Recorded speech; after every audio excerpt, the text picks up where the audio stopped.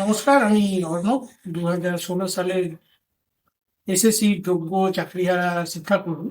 আমার যে বক্তব্যটা আজ আছে সেটা হচ্ছে যে আমাদের সংখ্যাটা কত যোগ্য শিক্ষাকর্মী সেটা নিয়ে বিভিন্ন জায়গায় বিভিন্ন রকমের নাম্বার উঠে আসছে, এবং ইউটিউবে যারা প্রচুর মাত্রায় আছে, ইউটিউব ফেসবুকে যারা প্রচার করেন, সেখানে সংখ্যাটা নিয়ে একটা দ্বন্দ্ব আছে। যদিও 3,300 এটা সংখ্যা অনুসারে, মানে যে ভ্যাকেন্সি পাবলিশ হয়েছিল তার মধ্যে থেকে যে টেন্টেড ক্যান্ডিডেট সেগুলোকে বাদ দিলে সংখ্যা অনুসারে 3,300 মতন ক্যান্ডিডেট থাকা উচিত।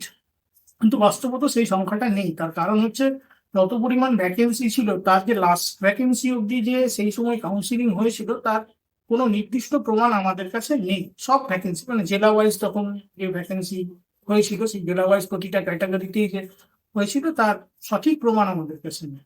এবং দ্বিতীয়ত হচ্ছে, যেটা আমরা জানি সেটা হচ্ছে, বহু ক্যান্ডিডেট পরবর্তীকালে অন্যান্য চাকরিতে চলে গেল, বিভিন্ন রাজ্য সরকারি এবং অন্য রাজ্য সরকারি এবং কেন্দ্রীয় সরকারি চাকরিতে বহু ক্যান্ডিডেটই চলে গেছে।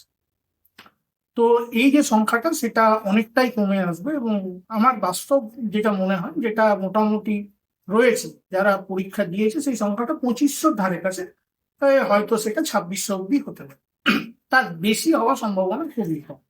এবং এই যে সংখ্যাটা, সেই সংখ্যাটা বর্তমান যে গ্যাজেট আছে সেই গ্যাজেট অনুসারে যদি এই এক্সাম প্রসেস বাকি অংশটা চলে, তাহলে খুব যদি বেশি হয় তাহলে 70% ক্যান্ডিডেট ডাক পাবে পরবর্তী ধাপের জন্য।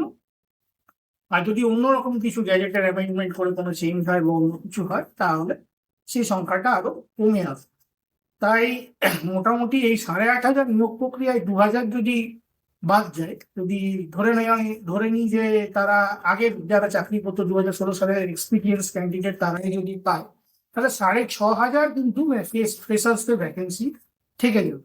এই 6,500 যে ফ্রেশার্স ভ্যাকেন্সি নিয়োগ হবে, কিছু জন আছে যারা পরীক্ষা হয়তো ভালো দেয়নি, আমি কিন্তু ব্যক্তিগত আক্রমণ কাউকে করছি না, তারা বিভিন্ন উকিলের মারফতে এই গ্যাজেটটাকে চ্যালেঞ্জ করে একটা জটিলতা তৈরি করার যে একটা প্রবণতা হয়েছে, তাতে কিন্তু এই 6,500 বা তার থেকে বেশি ফ্রেশার্স ক্যান্ডিডেটদের কিন্তু এই সময় যে একটা দ্রুত নিয়োগ হওয়ার একটা সম্ভাবনা তৈরি হয়েছে সরকার পরিবর্তনের মাধ্যমে, সেই সুযোগটাকে কিন্তু তারা বিলম্বিত করছে।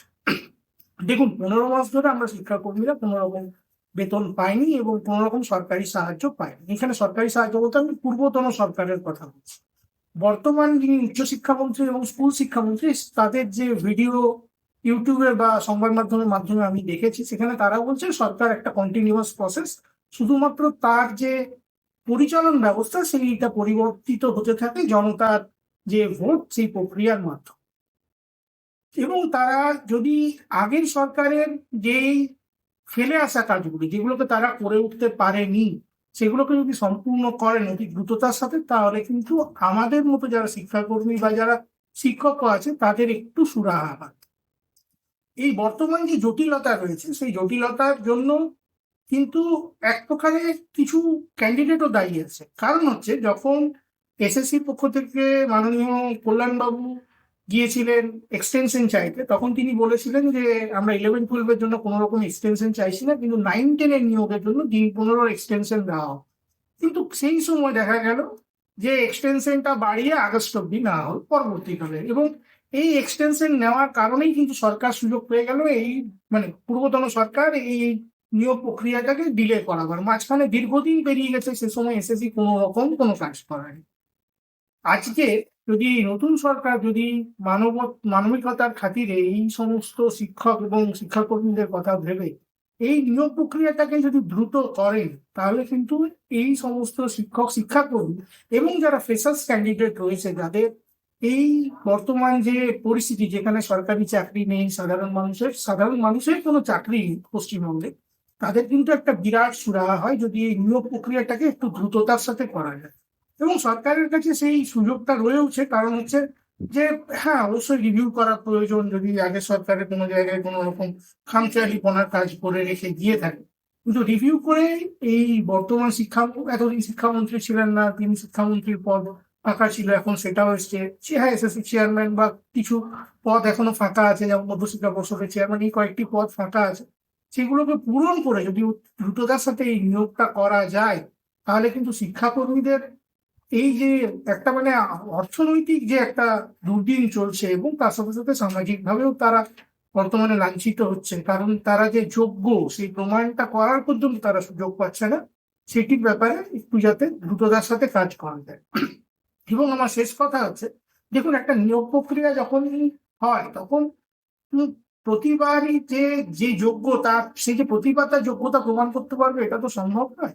বহু যোগ্য ক্যান্ডিডেট যারা 2016 সালে ছিল তারা কিন্তু এইবার কোনো কারণে চাকরি পরীক্ষায় পাবে না। তার দুটো কারণ, কারণ এটা একটা কম্পিটিটিভ বেস পরীক্ষা, এটা তো কোনো কোয়ালিফাইং নেচারের পরীক্ষা নয়।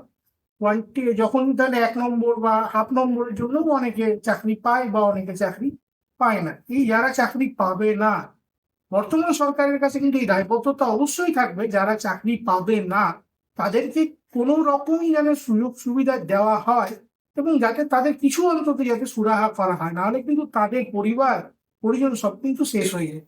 বর্তমান সরকার যেন সেই দিকেও একটু লক্ষ্য রাখে, এটা আমার বর্তমান সরকারের কাছে বিশেষ আবেদন। আর পরিশেষে একটাই কথা বলবো, শিক্ষাকর্মীরা, শিক্ষকদের চাকরি কিন্তু আগস্ট অব্দি আছে, এটা সত্যি কথা, কিন্তু শিক্ষাকর্মীদের চাকরি গত বছর এপ্রিল মাসেই চলে গেছে। যেই ডেটে রায়দান হয়েছে সেই ডেটেই আমাদের চাকরি চলে গেছে, মানে 3রা এপ্রিল।